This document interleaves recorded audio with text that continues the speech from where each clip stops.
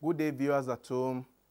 I'm excited to be here with you again on our program, Our Word, the Word of the Youth. I want to believe you're excited to be here in this segment where we share to encourage ourselves to make impact in this world. I remain your friend, Odunatunde Arogundade, lecturer of psychology in Redeemers University. I want to believe that you are eagerly waiting to hear what we have for you in this segment. Today, we'll be looking at what I titled The Power of Your Mind. The Power of Your Mind.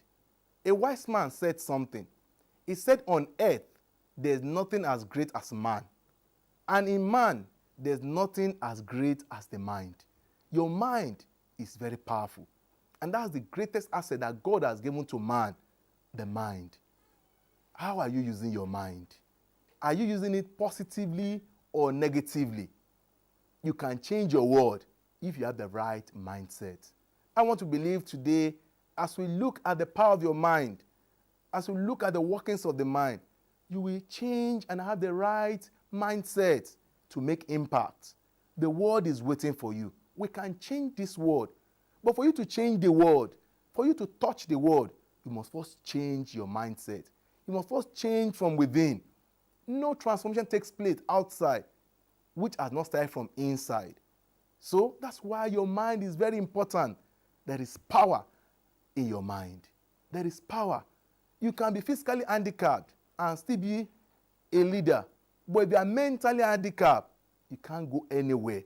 And that's why it's important to know how to make use of this mind, how to harmonize it, how to get the best out of your mind. And that's what we are looking at today. So you can change your world. You can change any situation if you can change the mind. Friends, it's not what happened to you that matter. It's not what happened around you that matter. What matter is what happened inside of you. What is going on within your mind? There might be crisis all around. But how do you see the crisis? There might be challenges all around. There may be problems all around, obvious problems. But the question is, how do you perceive it? How do you see it? So it's not what happened that matter, but your disposition, what goes on within you, how you respond to it, and the function of your mindset, the power of your mind. Do you see things from a positive direction or from the negative direction? Are you the one that you complain and complain? And we're told that if you keep complaining, you can never see things on a plain ground. You always see problems. But if you are the one that you see positive things, even when there are problems, you take them as stepping stone. But if you're a negative person, if your mind is full of negativity, then any simple thing, you take them as what? Stumbling stone. You see problem rather than seeing solution. There is power in your mind. There are people, if you give them donuts, what they see is the hole in the donut. The size of the hole. They don't see the donut itself. If you give them a cup of water, whether full or say half cup of water, what is their response? Say the cup is half empty. Whereas some will see that it's half full. It's all about the state of the mind. What is the state of your mind? What is the state of your mind? So this day, we are looking at how to enrich this mind so as to make impact. To change the world, you need to change your mindset. Change the way you see the world. People may be complaining. Yes, there are problems. But how do you see the problem? You remember a very good story that we are familiar with. David, the young man.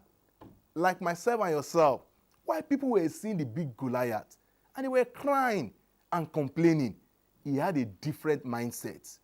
And when he came to the scene, he said, who is this uncircumcised Philistine? Who is this giant that you cannot pull down with one stone? He's too big to miss. Just throw one stone. But others were seeing him as a giant. That, this man, you can't face him. The same problem, different perspective. So how are you seeing the problem around? Problem in this country, Nigeria, or even all over the world. You might be in UK, you might be in any country you are. They are peculiar problems. But the issue is that, how do you see it? How do you see it? What's your state of mind? Some believe that you can't make it in a particular location. That, until you travel out of the country, until you go to a white man country before you can make it. But that's not true. You can make it anywhere if you have the right mindset. What is the state of your mind? What are you feeding your mind with? The food of the mind is information. We're in the information era. What are you feeding your mind with? Just as the normal body cannot live or live long, live healthy without good food, so also your mind cannot be enriched, cannot make impact, cannot bring positive transformation if you don't feed it with positive things. So what are you feeding your mind with? Let me tell you a story before we move ahead. There was a particular town, ancient city with a king and a wise man. And in that town, they had just 3 wealthy men. Just 3. And the city people, they were angry and they gathered themselves together. They went to the king. They said, "Oh, king, you must send away these 3 wealthy men. They've stolen all our money. They've collected everything. They've impoverished us. They've taken everything from us. Are they the only one? Send them away." The king was touched. He was moved because he was also enjoying the benefits from these 3 wealthy men. So he found it difficult to even confront them with the problem of the people. But what happened was that he went to a wise man and he told the wise man the problem. He said, "Oh, wise man, I'm confused. These people want to send out our helper. The only 3 wealthy men that we have, they are complaining." And the wise man looked at the king and smiled and said, "Oh, king, may you live long. May you live forever." He said, "It's a small matter." And the king was baffled and said, "Small matter?" He was confused the more. And the wise man told the king, he said, "Oh, king, call the 3 wise men together, the 3 wealthy men. Tell them to put all their money in one purse. Then what will you do? Share the money equally among every member of the city. Share it equally and let them have the same portion. And afterwards, watch what will happen." The king was baffled and he called the 3 wealthy men and told them. And the 3 wealthy men too said they have also heard a complaint from the city that they've been calling them robbers. They've been abusing them. And he said, "What's the way forward?" And he gave the counsel of the wise man that let us put all your wealth together and share for the people. And he said, "No problem." And all of them gathered all their wealth. They put in a common purse. And what happened? They shared equally. When the city people heard, they were excited. They rejoiced. They danced. Everyone collected his own share of the money. Some went about marrying new wives. Some went about celebrating their birthday. Some went about doing funeral of 10 years old, changing the dead body and celebrating. And they were rejoicing and dancing. Lo and behold, 5 years came after the sharing of the money. Do you know the answer? Let me tell you. The answer was that the wealthy men, the 3 wealthy men, became 5 times richer, whereas the city people became 5 times poorer than they started.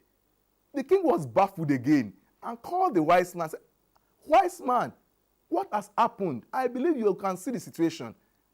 And the old man laughed. The old wise man laughed and said, "King, it is true." He said the reason is simple. The king was surprised. He said, "Tell me, what's the reason? What made these people even poorer than their initial state, despite we have given them more money?" And the king said, the wise man told the king, he said the simple logic is this: we enrich their pocket with money, but we never enrich their mind. Wealth gotten without wealthy mentality will fly away like bird. That we only enrich their pocket with money, but they never had a wealthy mind. They never knew how to curtail the money. And that's why they use the money to marry new wives, to celebrate birthday, and they wasted the money. And the wealthy men got the money back, and that's why the people became poorer. What are we saying from that story?